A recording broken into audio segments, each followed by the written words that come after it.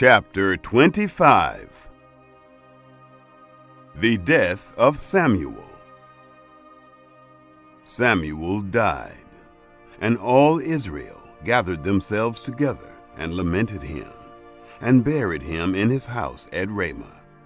David arose and went down to the wilderness of Paran. David and Nabal. There was a man in Maon, whose possessions were in Carmel, and the man was very great, and he had 3,000 sheep and 1,000 goats, and he was shearing his sheep in Carmel. Now the name of the man was Nabal, and the name of his wife Abigail. And the woman was of good understanding and of a beautiful face, but the man was churlish and evil in his doings, and he was of the house of Caleb. David heard in the wilderness that Nabal was shearing his sheep. David sent 10 young men, and David said to the young men, "Go up to Carmel, and go to Nabal, and greet him in my name. You shall tell him, 'Long life to you, peace be to you, and peace be to your house, and peace be to all that you have. Now I have heard that you have shearers. Your shepherds have now been with us, and we did them no hurt, neither was there anything missing to them, all the while they were in Carmel. Ask your young men, and they will tell you. Therefore let the young men find favor in your eyes, for we come in a good day. Please give whatever comes to your hand to your servants and to your son David." When David's young men came, they spoke to Nabal according to all those words in the name of David, and ceased. Nabal answered David's servants and said, "Who is David? Who is the son of Jesse? There are many servants who break away from their masters these days. Shall I then take my bread and my water and my meat that I have killed for my shearers and give it to men who I don't know where they come from?" So David's young men turned on their way and went back and came and told him according to all these words. David said to his men, "Every man put on his sword." Every man put on his sword. David also put on his sword. About 400 men followed David, and 200 stayed by the baggage.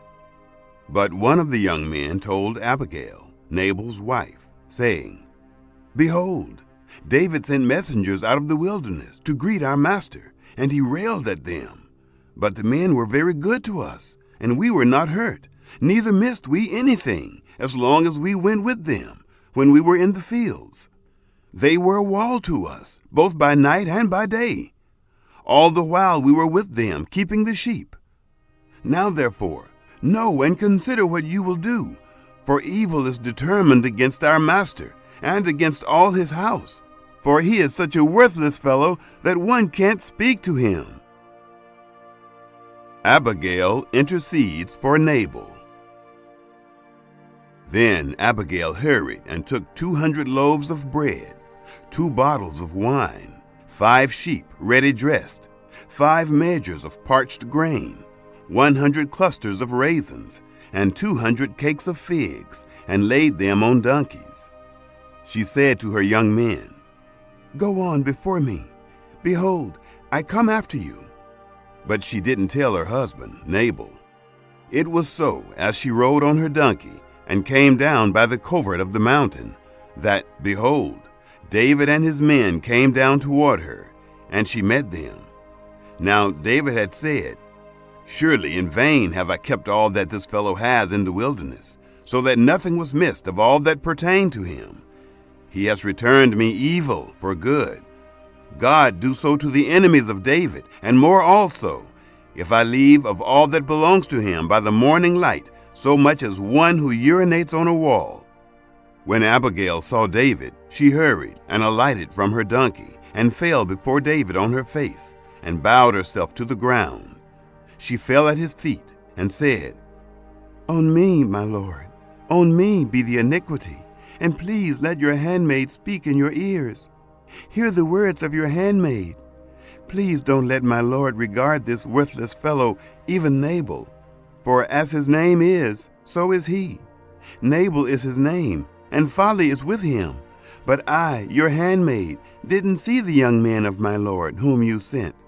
Now therefore, my lord, as Yahweh lives, and as your soul lives, since Yahweh has withheld you from blood guiltiness, and from avenging yourself with your own hand, now therefore let your enemies, and those who seek evil to my lord, be as Nabal. Now this present which your servant has brought to my lord, let it be given to the young men who follow my lord. Please forgive the trespass of your handmaid, for Yahweh will certainly make my lord a sure house, because my lord fights the battles of Yahweh, and evil shall not be found in you all your days. Though men may rise up to pursue you and to seek your soul, yet the soul of my lord shall be bound in the bundle of life with Yahweh your God. He will sling out the souls of your enemies as from the hollow of a sling. It shall come to pass, when Yahweh has done to my lord according to all the good that he has spoken concerning you, and shall have appointed you prince over Israel, that this shall be no grief to you, nor offense of heart to my lord, either that you have shed blood without cause, or that my lord has avenged himself. When Yahweh has dealt well with my lord, then remember your handmaid. David said to Abigail, Blessed is Yahweh, the God of Israel, who sent you this day to meet me. Blessed is your discretion, and blessed are you that have kept me this day from blood guiltiness, and from avenging myself with my own hand. For indeed, as Yahweh, the God of Israel, lives, who has withheld me from hurting you, unless you had hurried and come to meet me, surely there wouldn't have been left to Nabal by the morning light so much as one who urinates on a wall. So David received of her hand that which she had brought him, and he said to her, Go up in peace to your house. Behold, I have listened to your voice, and have granted your request. Abigail came to Nabal, and behold, he held a feast in his house, like the feast of a king. Nabal's heart was merry within him, for he was very drunken. Therefore she told him nothing, less or more, until the morning light. It happened in the morning, when the wine was gone out of Nabal, that his wife told him these things, and his heart died within him, and he became as a stone. It happened about 10 days after that Yahweh struck Nabal, so that he died. David marries Abigail. When David heard that Nabal was dead, he said, Blessed is Yahweh, who has pleaded the cause of my reproach from the hand of Nabal, and has kept back his servant from evil. Yahweh has returned the evil doing of Nabal on his own head. David sent and spoke concerning Abigail, to take her to him as wife.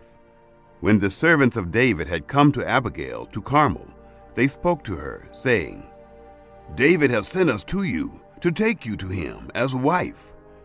She arose and bowed herself with her face to the earth, and said, Behold, your handmaid is a servant to wash the feet of the servants of my lord.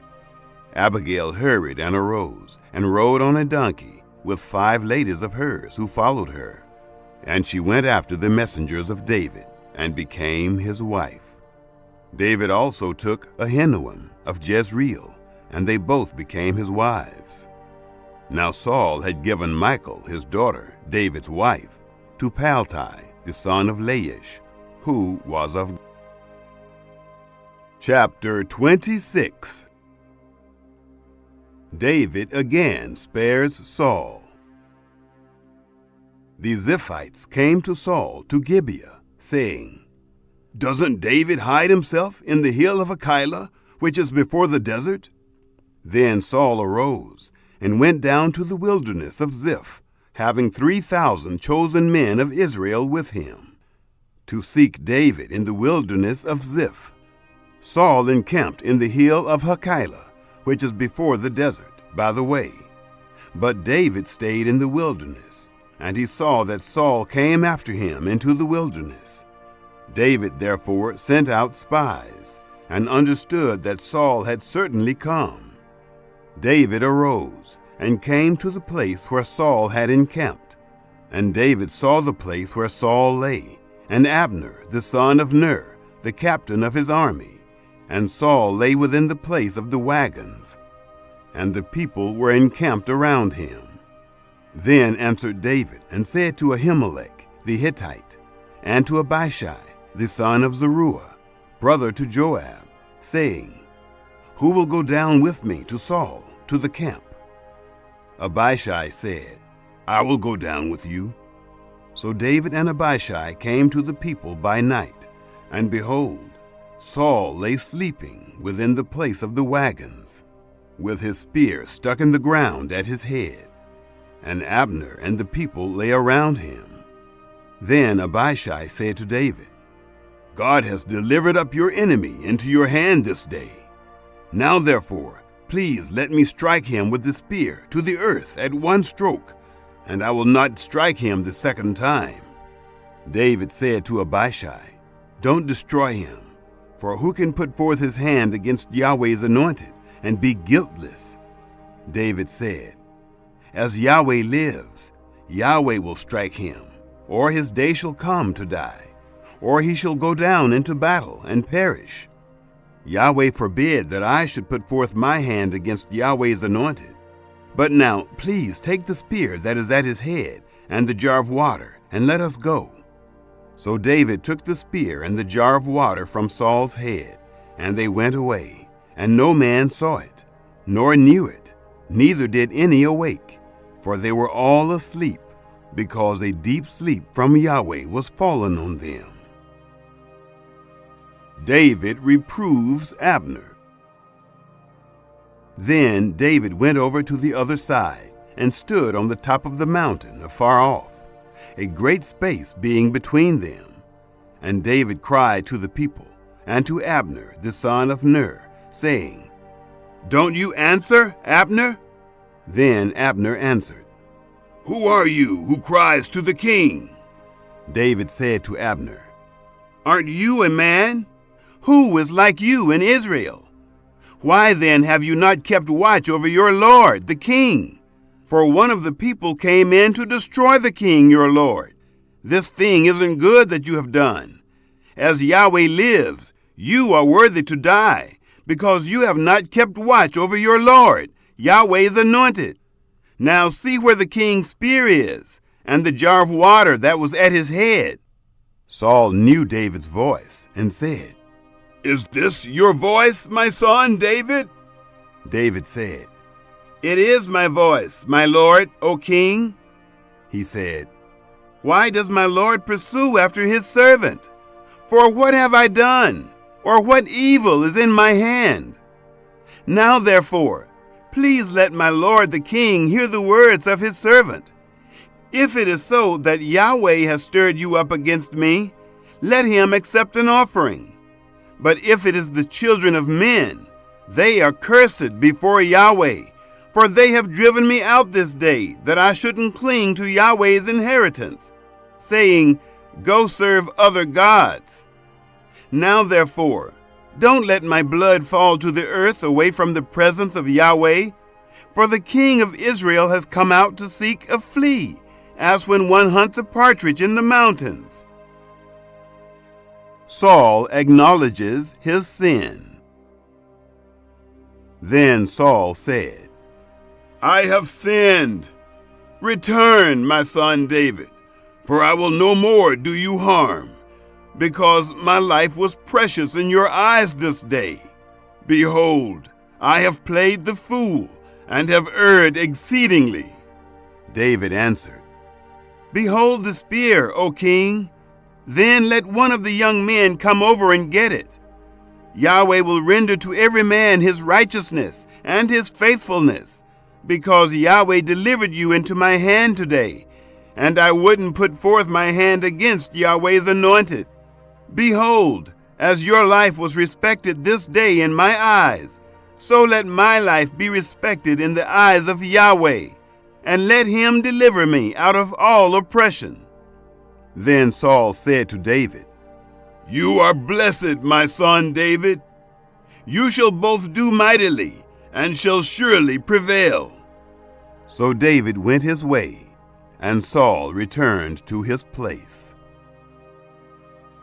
Chapter 27. David and the Philistines. David said in his heart, I shall now perish one day by the hand of Saul.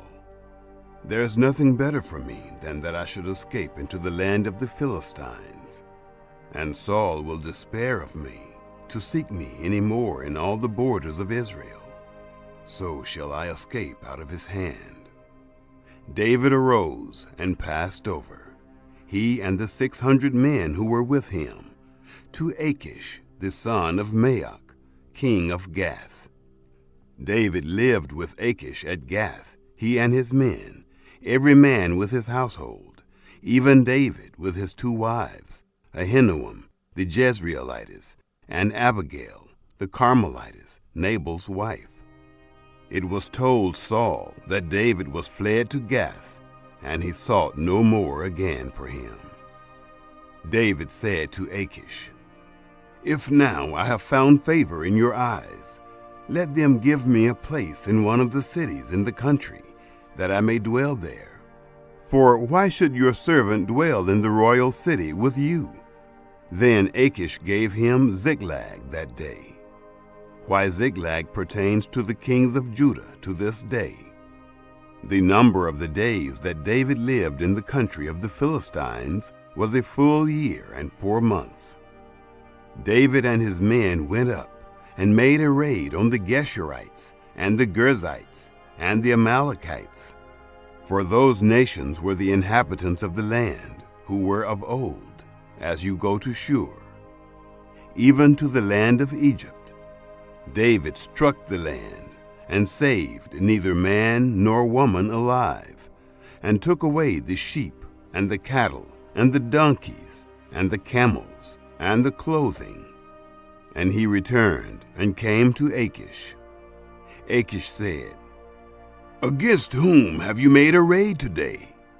David said, Against the south of Judah, against the south of the Jerahmeelites, and against the south of the Kenites. David saved neither man nor woman alive, to bring them to Gath, saying, Lest they should tell of us, saying, So did David, and so has been his way all the while he has lived in the country of the Philistines. Achish believed David, saying, He has made his people Israel utterly to abhor him. Therefore he shall be my servant forever.